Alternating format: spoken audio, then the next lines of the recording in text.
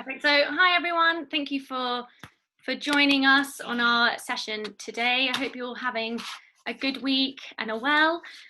It's great to see some familiar names on the chat as always, so we do really appreciate you taking your time to join us for our daily webinars. So I'm just going to run through quick bit of housekeeping and how today's session will work. So how you can communicate during the webinar. So some of you might already know, but if this is your first time with us today, then welcome. And if you are using Zoom, you can communicate via the chat box. So it should be across your panel. So the chat box is used for general comments and answering questions that we might ask you throughout the session. So please do feel free to use that. If you do have a question throughout the session today, you can use our Q&A box. So please do put your questions. You can ask them anonymously, so that's absolutely fine.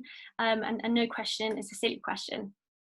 If you did want to talk to us directly, you can raise your hand and then we'll be able to unmute you and you'll be able to speak to us and ask your question. So obviously, you know, you don't have to ask a question, but you're in a safe environment and we want to make sure you guys get the best out of the session. So if you do have a question, then please do ask. Okay, so welcome to today's session on how to use your strengths in the workplace. Unfortunately, due to illness, Capfinity aren't able to join us today. We have myself from the Pathway team, and we're also joined by Chris, our CEO. So I'm sure you've all seen him on our daily sessions. So we're going to be chatting to Chris and looking at his strengths profile and seeing how he uses that in the workplace. So the main thing that we want you guys to get from today is, you know, how do you use your strengths in the workplace? So starting from CV before you've even applied for a job to the interview process and hearing from Chris about his experience and how he uses his strengths now. Catherine, on that, so we've obviously had Ellie's done a session with Kat, with Lauren. We've had you that's done one. This was going to be the last one. Shame she can't be on, but we're going to just have a pretty focused session. It probably won't be the full hour, guys, or 45 minutes. It'll be a bit less, but focused. What have you got out from strengths so far, Catherine, in terms of the sessions you've had with them? Yeah, so I wanted to chat about what I've got out. I've done a slide. So I guess how I feel, you know, it's very important to showcase your strengths. So talking about your individuality. So, you know, remember when you are applying for a job, you know, they don't want thousands of the same person. They want to see your individuality and how you are unique. So hopefully, you know, when you've done your strengths profile or after today's session, you'll be able to, and later we'll be able to go through that process and you'll be able to put that onto your CV so that you're really selling yourself. Yeah. And also, you know, whether that's from the CV or you're filling out that first part of the application process, you want to make yourself stand out. So employers see thousands of CVs and you want to give them a reason for them to, you know, invite you to that next stage. Yeah, and Catherine, sorry, just before we go into the detail, what's happening with so strengths profiles, just can we just like start us off with what's happening with what students can get out of this session and what they might have done already? Yeah, sure. So so some of you guys might, because this is the last one we'll do. Yes, it is. So some of you might have already completed a strengths profile. Please do put in the chat if you have done one. You know, how did you find it? How has it helped you? I've had some great feedback from some of the students already, so that's been great. But we do have a few remaining. So if you would like to complete a strengths test, this will be the last opportunity. So please do put your name in the chat box and the first 18 to put them in.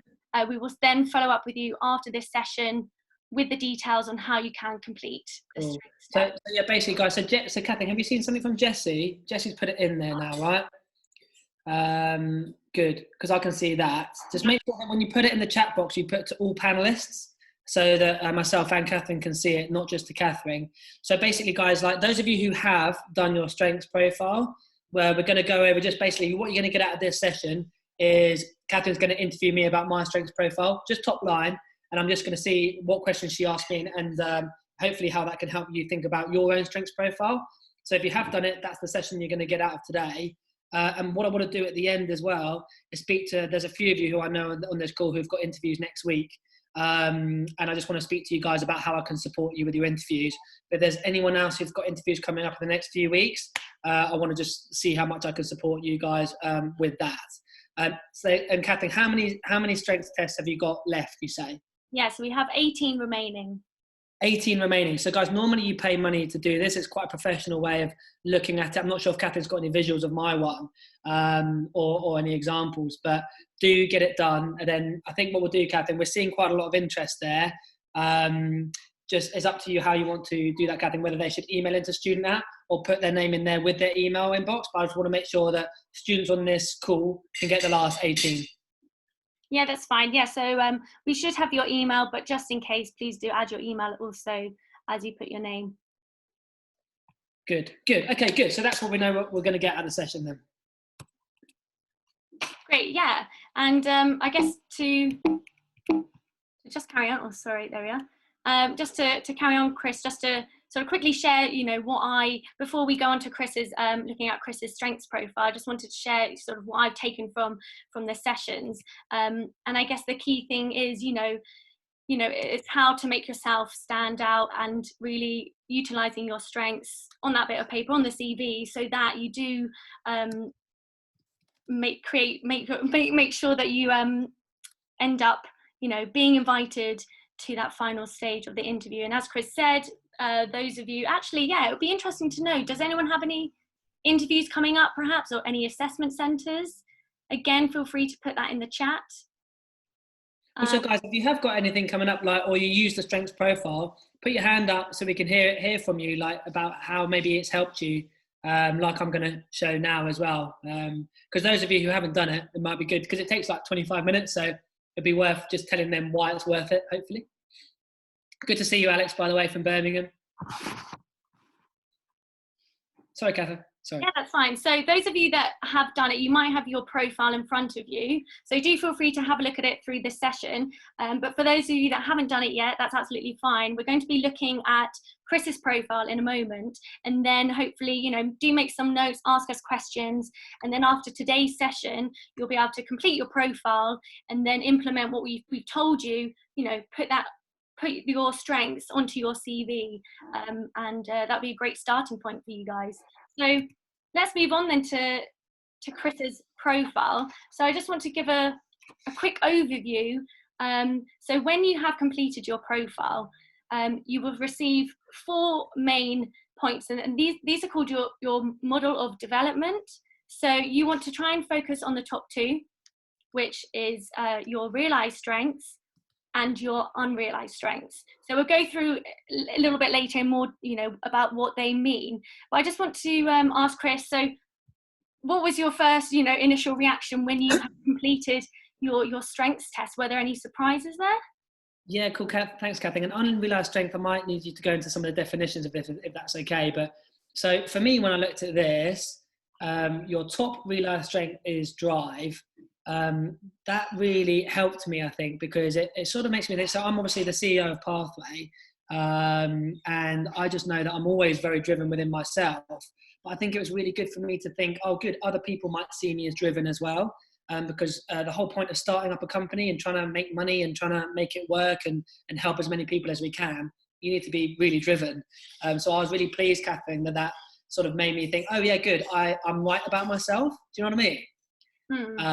I'm right about myself there. So that was good in terms of drive. And I want to use that in the team. Let's say we've got a team of 10, okay?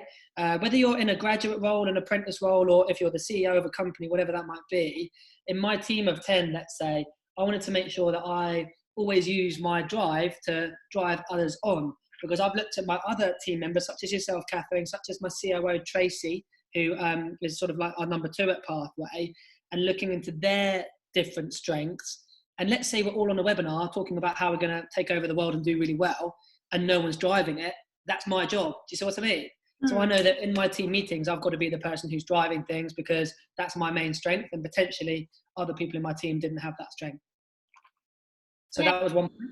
Yeah, no, that's great. And actually, while we're on that, so to give you guys a better understanding about what your realized strength actually means, exactly as Chris said, you know, it means that you perform well in this and you're energized by it, so you can do it and you love to do it, really. So you probably use it every day, as Chris says, you know, he's always constantly driving the team forward, so he does use it every day in the workplace. So I guess for you guys, you know, have a look at that top strength and think, how do you use it? Because I'm sure if you were to ask your friends and family, it might be that they say the exact top strength, so it'd be quite interesting to ask your peers and anyone around you. So that's great. So let's then come on to your top learned behavior. Cool. So learned behavior. Oh, okay. Sorry.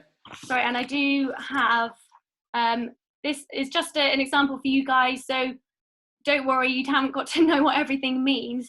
There will be more in depth about what each strength. What are we looking at? Can we keep flicking between? What is it? Sorry, we're looking at? Yeah, so we're looking at Chris's top realized strength. So the top one was drive, but there were a few others that came within that.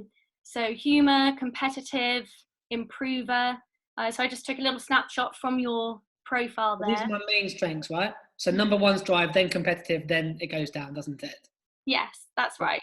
Yeah, so some people have about 5 or 7 or so in that top one there. So the next one we've got then is, okay, let's go with your unrealized strength. So okay, self-awareness. Could you just give me, just go back to let me talk about the main one first, Kathleen, sorry, then go into the detail. Could you let me, I've forgotten what the unrealized strength means. Could you let us know? Yeah, sure. So your unrealized strength, so this is something that you love to do, but you can probably use it more. So it doesn't energize you as much as your top strength. Okay. So you don't use it as often, so maybe you haven't noticed it before, so perhaps it's something that you might need to work on. Yeah, okay. And I remember, I don't really, if I look at the strengths profile, I don't really care that much about this, if I'm honest, like the way I look at it. Lauren from CAP might tell me off for that. I'm all about the best bits and the worst bits almost. But the unrealized strength, for me, it just made me realize, okay, I know I'm self-aware. I know that's a strength of mine. Maybe I could use it a little bit more, but I actually probably need a little bit more guidance around how to do that, really. But it just helped me realize again that that's another area that I think I am good at, but potentially I don't really use it that much, you know? Yeah. So it's quite interesting, I guess. And you guys at home, well, feel free to put any comments about your own, but it's also quite interesting to see once you've done that. So let's move on then to your top learned behavior. What does this mean, Kathleen? So this is something that you perform well in, but you find it de-energizing.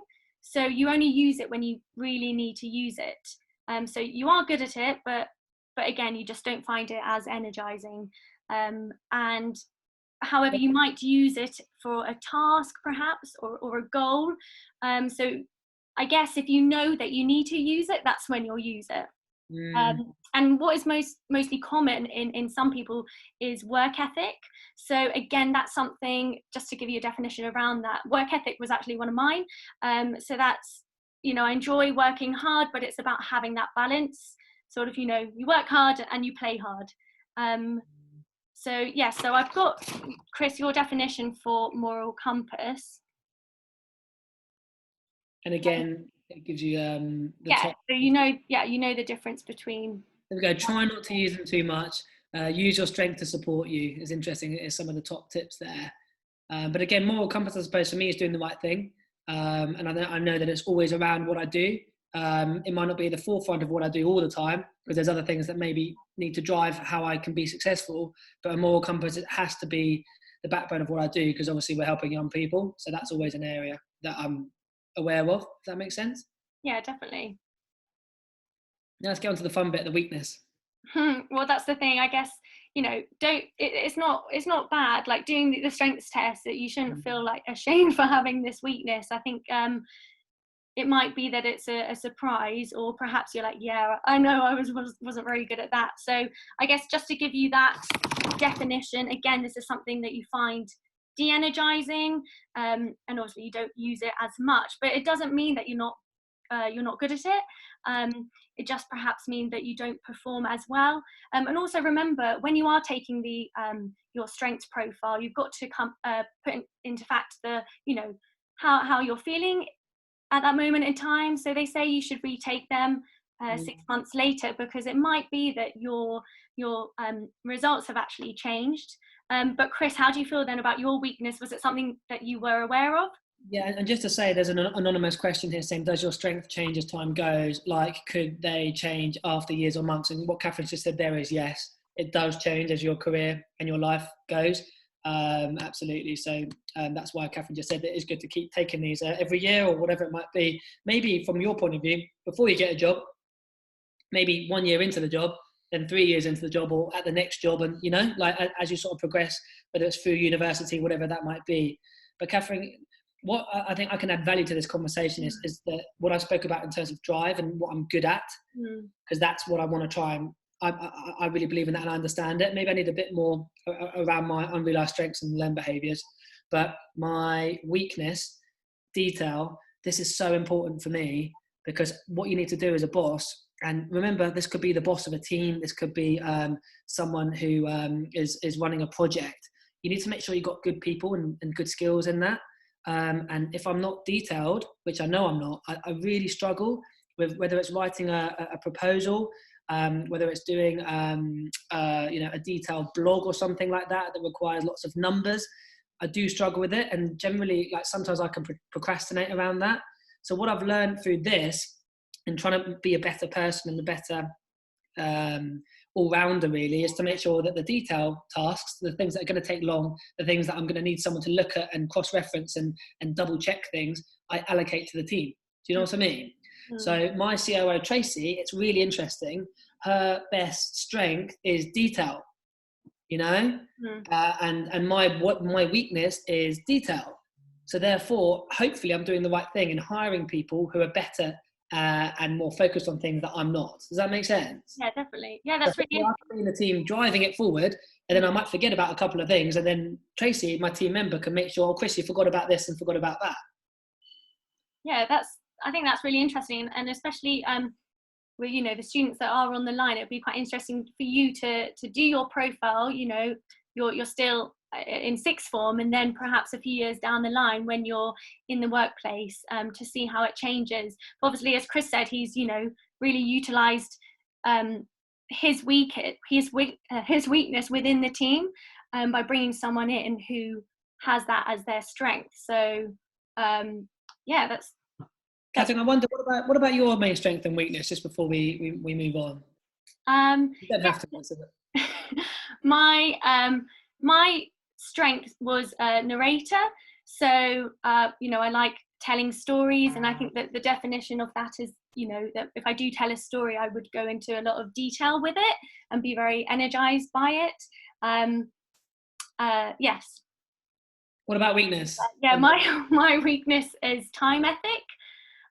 So I guess it's just how I look at perhaps managing my time, and again, it doesn't mean that I'm bad at it, but it's just really utilizing that in a way that works for me. Yeah, okay. So are we going to continue to talk about strengths and what energizes you and looking for that career and how to maybe make that stand out? Is that? Well, yeah, I mean, yes. So I guess in terms of, the students might be looking at this and think, okay, well, this is great. I've done my profile, but, how do you then put that onto your CV? So some of you might have been on our CV session, which was a few weeks ago. But if anyone does need this template, just drop us an email. We can send that over to you. So this is just an example. So Chris, obviously you would focus on your strengths, I guess, and put that in your top profile. Yeah. Absolutely. And so I just wanted to use this example really, guys. On our CV template, every CV is different, but the ones that employers sort of advise us is that in that top section, that profile part, for example, on ours, is the bit that you kind of sell yourself. So it's the bit that you want to talk about your strengths and your passions and why you're doing things. So those students who have got Accenture interviews next week, that's the type of stuff. Like forget about almost the detail of things. It's about that top bit to say, look, if I'm going for a job role, I'm driven, I'm enthusiastic, I'm a go-getter, and ultimately this transpires in the work that I do that you'll see in the rest of my CV.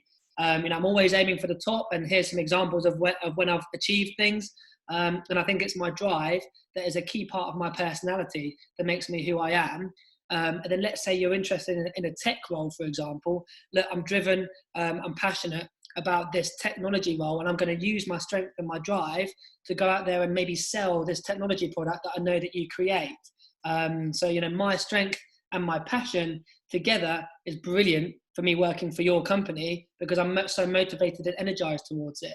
I've done my strengths profile, guys, the interview. I've done my strengths profile. It tells me I'm driven. I know that. I know I'm really passionate about technology. I want to come and work for your company where I can be energized about the work that I do, where it doesn't feel like a job.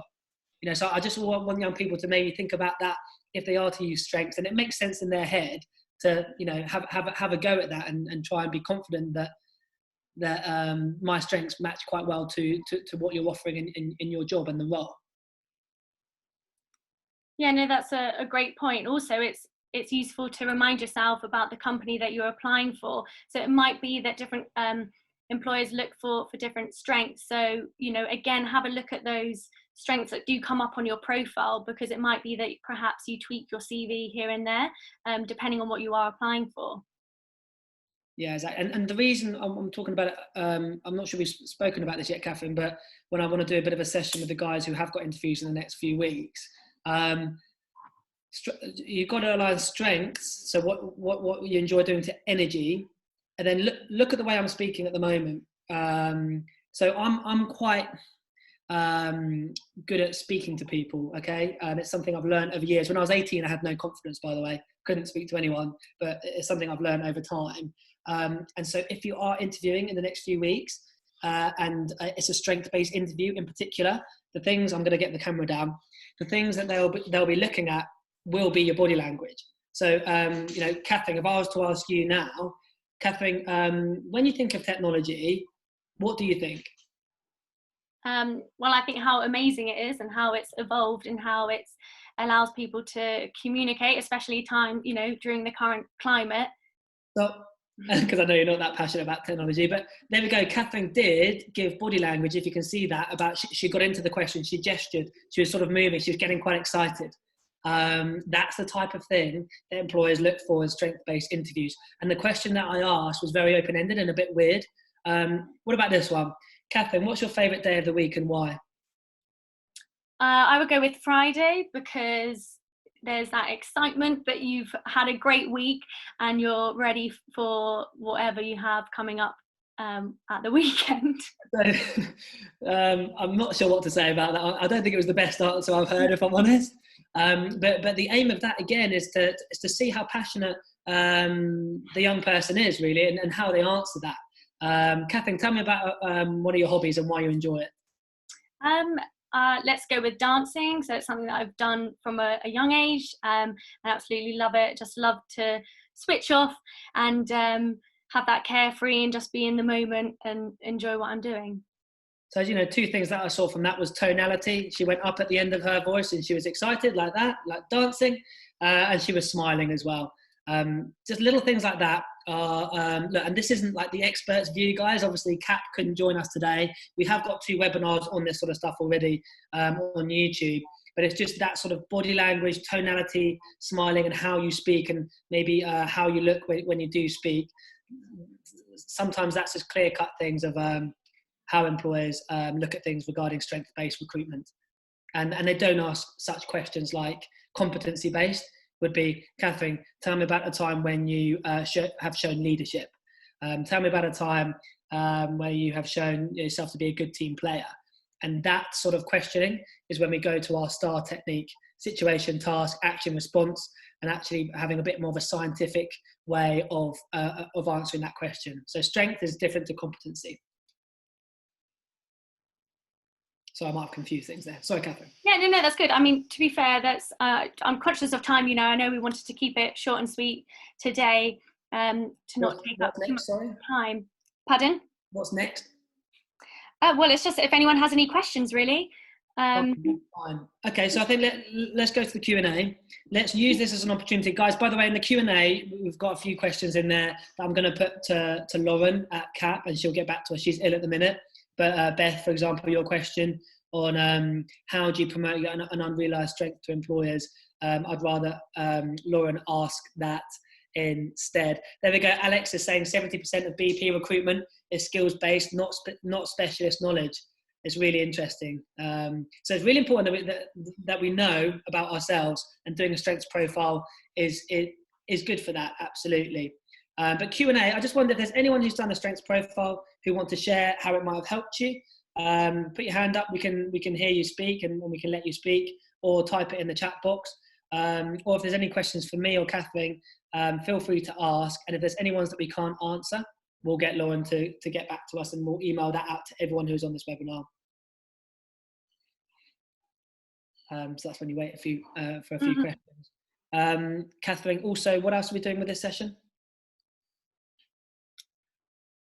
So so as I said at the start, if anyone hasn't done a strengths profile, we will make sure that we email those who have put their names in the chat box. And obviously we'll be recording today for your reference, and we'll send that around to you afterwards. Brilliant. And if anyone's got an interview, I know you said you're going to keep this one shorter. It looks like there might not be many more questions. The main aim for this session was really that last chance to do a strengths profile, see mine, have a little example of how someone might use it. But I really want to just catch up with those people who have got interviews coming up, particularly the Accenture students. Companies that use strengths-based recruitment, I think we saw there, BP, for example, different types of questioning. EY, do it. KPMG, do it. Accenture, do it. People who use like competency-based questions, which is a little bit more traditional. People like IBM, for example, PwC, would use competency-based questions. So hopefully by doing the STAR interview technique, which we've already done, is on our YouTube channel, you're ready for competency. And by doing your strengths profile, it's pretty cool if you're a young person and can go into an interview and go, I know what my main strength is. It's really good. I know about me as a person. I know about what I want. This is why I've got through to interview stage, because I know about me. I know about your company. I know this is the right thing for me. And interviews, not just about them interviewing you, it's about you interviewing them a little bit as well. I'm interested in technology. Could you tell me a little bit more about the product I've been reading up on, because I'm really interested in that. There's so many little things you can be doing to show that you're passionate about the company you're going to apply for. And most strength-based companies who use strengths, most of them do look for little bits like passion and things like that, and that's what they're interested in. Good. So Catherine, we've had students who want the profile. That's great. Can you just make sure you've got everything you want from this in terms of what emails you need, and just Adam Barrett, for example?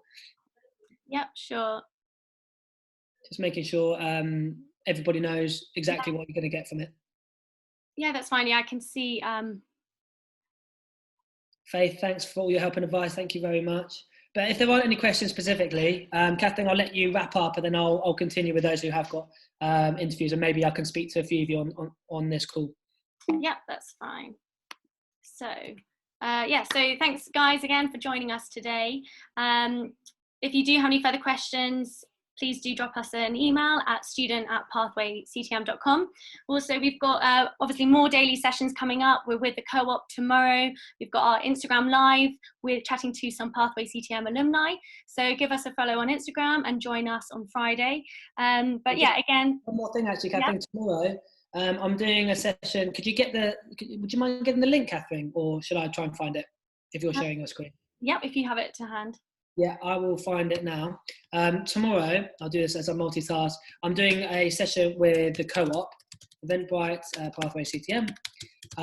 It's with Danny Matthews, Head of Recruitment, and he's got someone from the community team, okay? So the Co-op, obviously supermarket, as we know, they do different things as well, but they're talking about how you can get paid work experience over COVID-19 and beyond, you need to be able to give up 4 hours per week.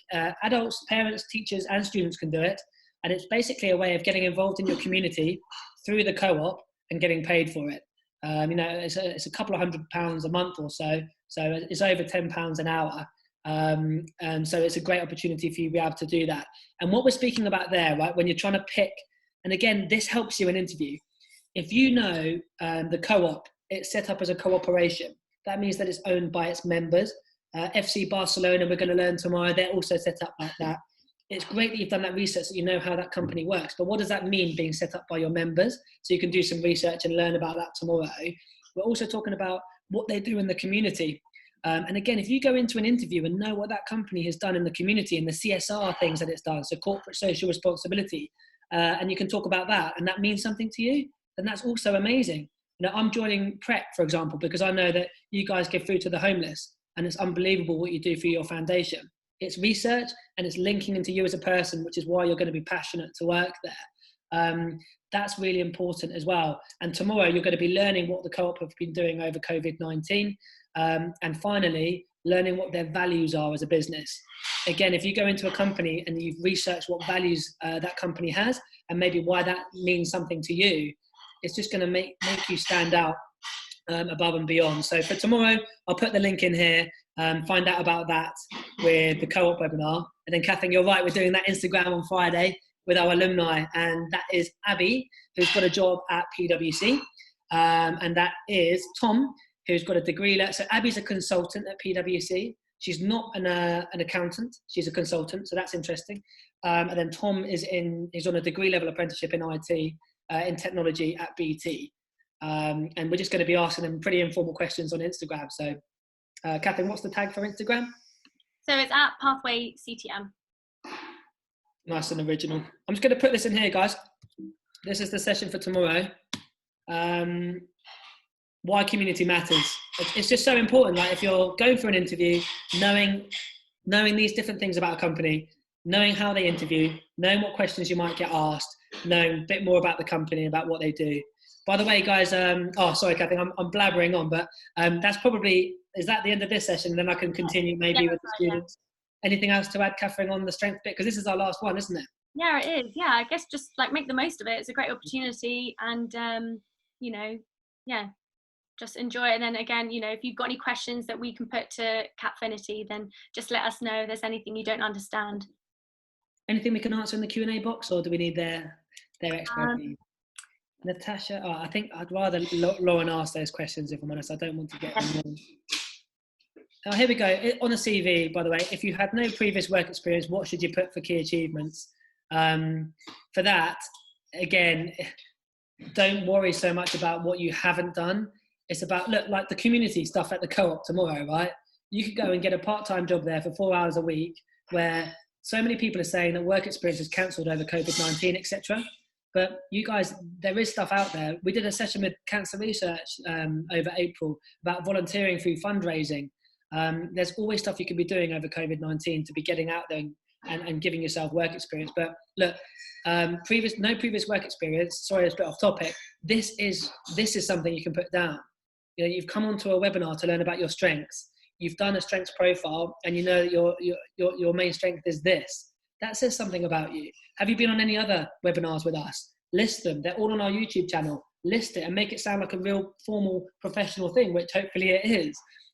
Insight events as well. Turning up to different open days. All that type of thing. That all counts. LinkedIn, and maybe messaging someone on LinkedIn and saying, do you mind if I can have 5 minutes, or if I can understand a bit more about your role? There's looking after your brother or sister who might be disadvantaged or disabled, or having to look after a local resident. Those things count as work experience. So don't feel like if you haven't got something that you think is traditional work experience, you don't have anything. You just got to look a bit deeper. Sorry, Catherine, this is why I'm not allowed on these sort of sessions. I blabber on. But if we wrap up this session, stop recording, and then I just want to move on to a little bit of some top tips for these students for next week. Yeah, that's great. So thanks everyone for tuning in, and we'll speak to you soon. Have a good day. Brilliant. Thanks, guys. And I like that from Alex. Be proud of who you are. Companies need all the different personality types. And that goes back to